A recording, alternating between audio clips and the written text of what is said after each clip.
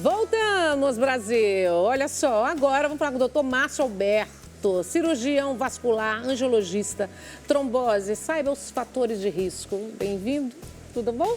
Tudo ótimo, graças a Deus. Saudade. Estando com vocês é uma maravilha. Eu também estava com saudades. Volta mais vezes, né?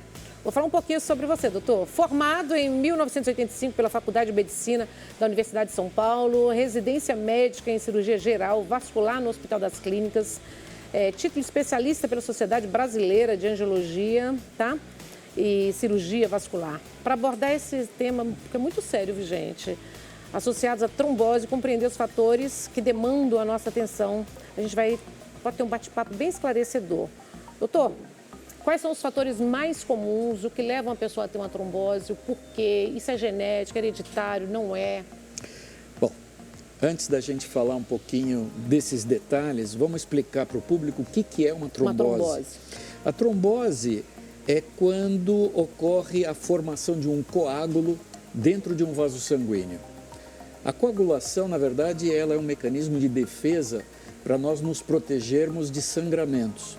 Quando a gente se corta, o sangue sai, logo ele coagula, forma uma gosminha lá para o sangramento, depois vira uma casquinha. Então, para isso que serve a coagulação, para a gente não sangrar mais. Só que ele não pode ocorrer dentro dos vasos sanguíneos. Quando isso ocorre, por algum motivo, é a trombose. O coágulo, para quem não tem ideia do que seja, ele é uma coalhada de sangue. Então, imagina uma coalhada de leite, ele vai ser uma coalhada vermelha. E quais os maiores fatores, assim, os principais fatores de risco para uma pessoa ter trombose? Muito bem. Existem 3 fatores que não deixam o sangue coagular dentro dos vasos. Um deles é a velocidade com que o sangue circula dentro do vaso. A segunda coisa é a lisura do vaso, né? O atrito que o sangue tem por dentro do vaso sanguíneo. E o terceiro fator é um fator químico do próprio sangue que evita que ele coagule dentro do vaso. Então, se nós tivermos uma alteração em qualquer um desses 3 itens, a pessoa pode estar suscetível a ter trombose. Então, vamos lá. Velocidade do sangue dentro dos vasos, ela cai quando o indivíduo tem, por exemplo, varizes. Então, as varizes são a dilatação de veias, fazendo com que o sangue não circule adequadamente por dentro, a velocidade cai, podendo haver uma trombose. Essa varize, só uma pergunta, claro, dentro do assunto. Que tem muitas pessoas que falam, eu tive acho que uma trombose na minha perna aqui, que são varizes grossas, aquelas veias calibrosas. Isso é um tipo de trombose ou não? Não, a trombose... Porque o povo fala, né? Por isso, para esclarecer. Aqueles caroços que estão por fora da perna são veias que se dilataram. Agora, dentro delas tem um sangue que está parado. E esse sangue parado pode coagular, vai virar uma ricota lá dentro. Essa é a trombose, por conta de varizes, por exemplo. Ou então, a própria veia varicosa, o atrito do sangue por dentro dela, também pode provocar uma coagulação. Então, já de cara, já podemos saber que indivíduos que tenham varizes são mais suscetíveis à trombose. Já existe a situação da trombose arterial, quando ocorre numa artéria. Então, são indivíduos, por exemplo, que já tenham placas de colesterol dentro da artéria, ela vai formando estreitamentos e esse estreitamento também aumenta o atrito, o que pode fazer com que o sangue coagule dentro de uma artéria. Se isso ocorrer numa coronária, o indivíduo vai ter um infarto do miocárdio, né? Um infarto no coração. E a trombose cerebral hemorrágica? Se ocorrer numa artéria que vai para o cérebro, exato, aí o indivíduo vai ter um acidente vascular cerebral, vai faltar sangue em alguma parte e é o que o pessoal chama de derrame. Essa eu tive. Tive com 40 anos. E o que mais? Quais os outros quesitos? O que pode... Tem como a gente evitar? Tem como a gente se proteger? Sim, Por exemplo, os médicos não falam, principalmente quem faz os procedimentos de fertilização in vitro. É muita estimulação de hormônio. Eu falo, gente, olha, eu não estou questionando nem falando de nenhum médico, não. Mas eu tive dois AVCs e uma trombose cerebral hemorrágica no mesmo final de semana. No mesmo final de semana, com 40 anos de idade. Tinha feito vários procedimentos de fertilização in vitro e nenhuma vez fui informado por nenhum dos médicos que o excesso de hormônio poderia levar a uma trombose. Isso você tocou num assunto muito importante, porque os hormônios femininos, além de serem vasodilatadores, o que facilitam a presença de varizes, eles também facilitam, eles aumentam a coagulação do sangue. Então, qualquer tipo de tratamento que envolva hormônio anticoncepcional, reposição hormonal ou, no caso da fertilização in vitro, onde a carga hormonal é muito alta, se faz de grande importância fazer uma prevenção. Então, eu recebo muitos casos de pacientes que vão submeter a tratamentos para fertilização, para que a gente faça uma revisão prévia para ver se existe algum risco ou não de trombose. E essa imagem ali, doutor? Isso deveria ser feito com todas as mulheres que fossem fazer tratamento, viu, gente? Ah, sim. Aqui nós podemos ver tem aqui, ó, a mais imagem. perto. Aqui está mais perto para mim. Tem aqui também, ó. Exato. Isso aqui, na aqui, verdade... doutor, tem uma aqui mais fácil. Mais fácil. É. Programa ao vivo é assim mesmo, né?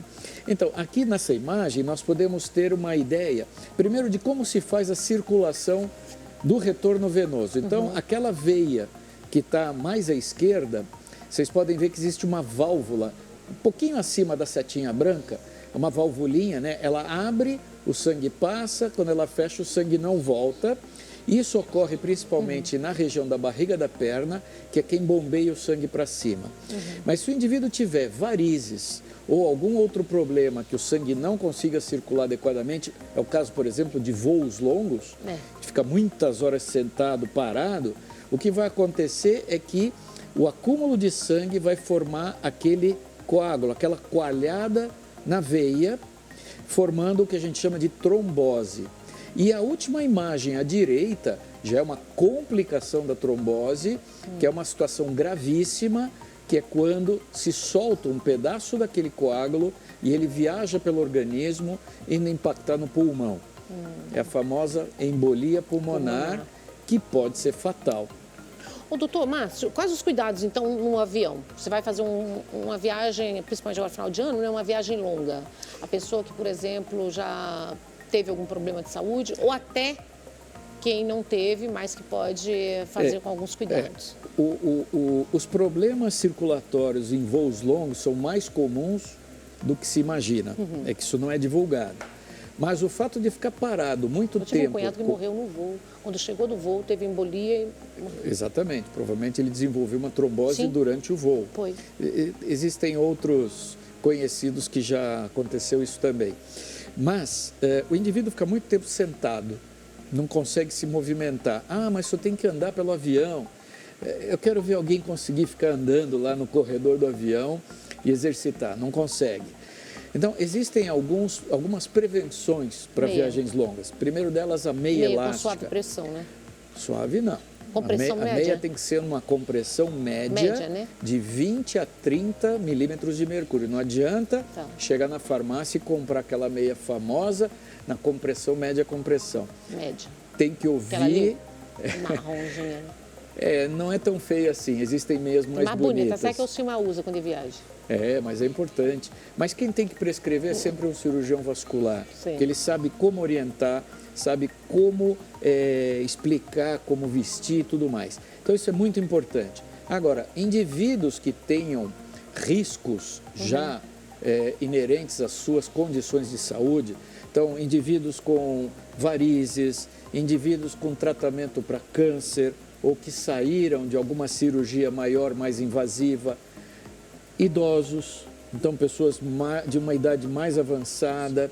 Hoje o idoso já não é mais só aquele que tem 60, né? Aquele que tem mais idade.